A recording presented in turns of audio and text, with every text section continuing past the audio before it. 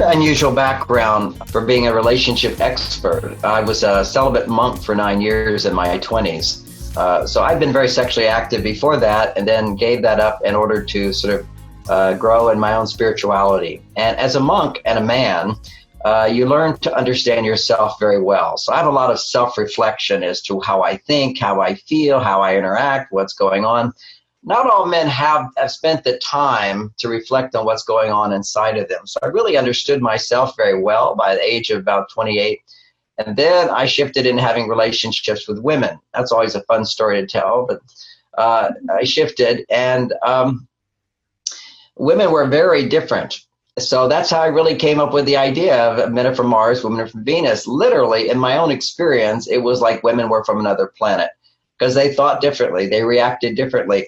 And rather than judge them, I sought to understand them. And I was very lucky to have a career at that point as a relationship counselor.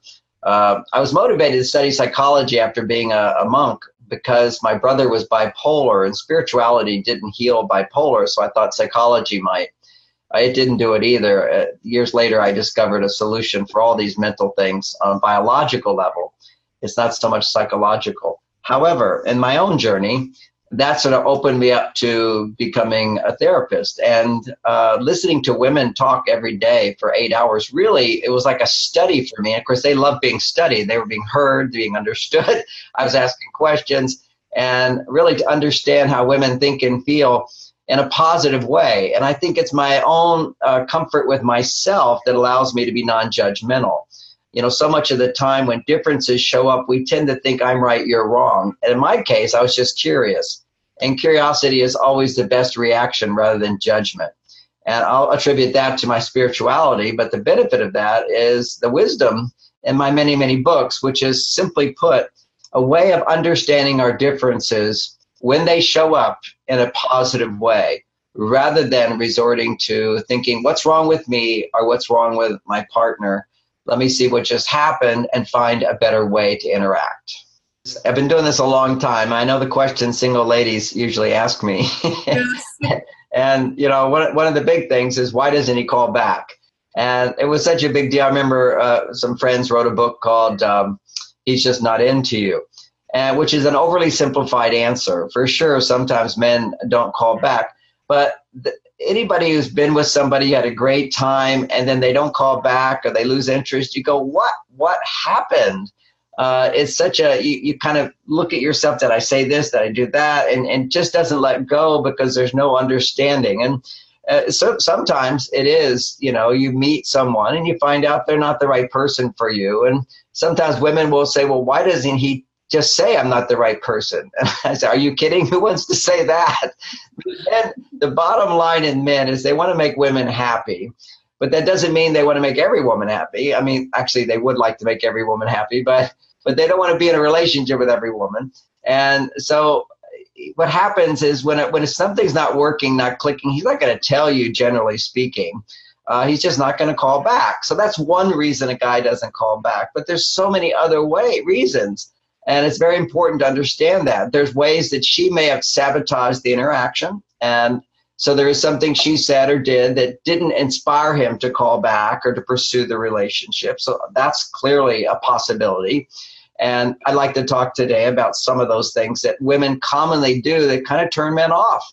And then there's another aspect of masculinity, I guess I'll start with, and that's that we as men and women have a different biological system. And, you know, I'm presently working on a book actually called Beyond Stereotypes, because actually, if you've read Men Are From Mars, Women Are From Venus, nowhere in there do I imply or suggest that women can't do everything a man does and a man can't do everything a woman does. It's just that these are differences that show up in that process.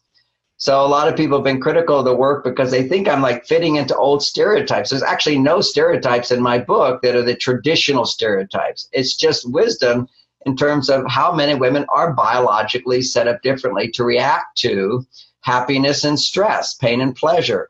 So men basically have a system, and this is building up to a very important thing, testosterone.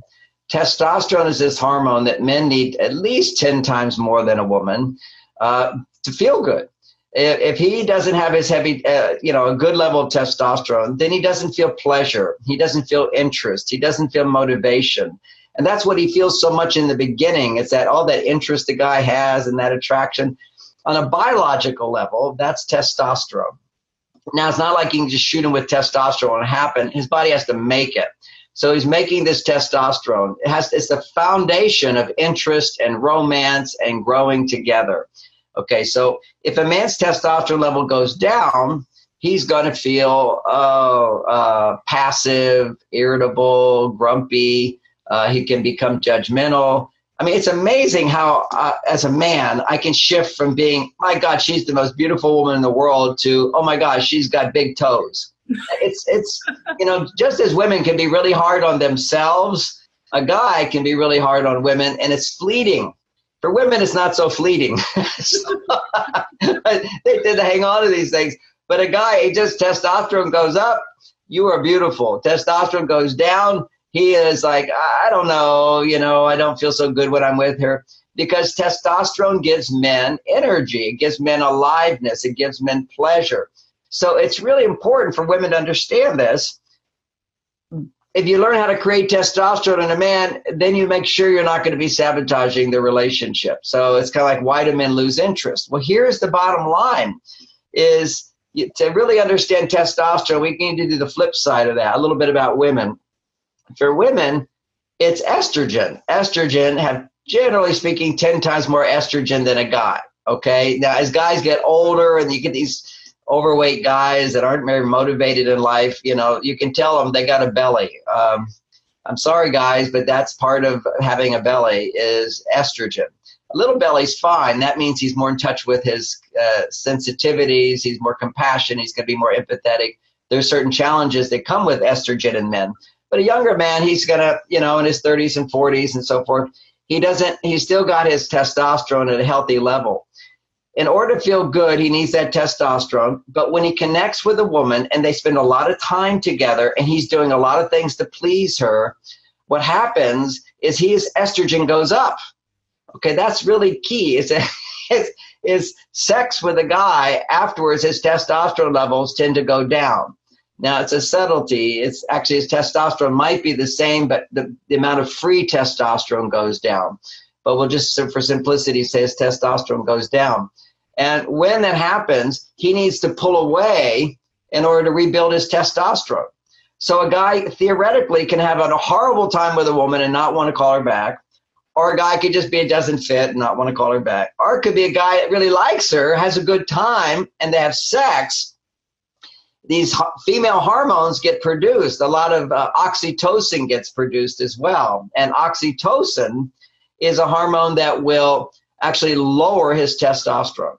So oxytocin is the hormone that lowers stress in women. Oxytocin is the hormone of cuddling, of affection, of romance. It's also in there, of connection, of feeling love.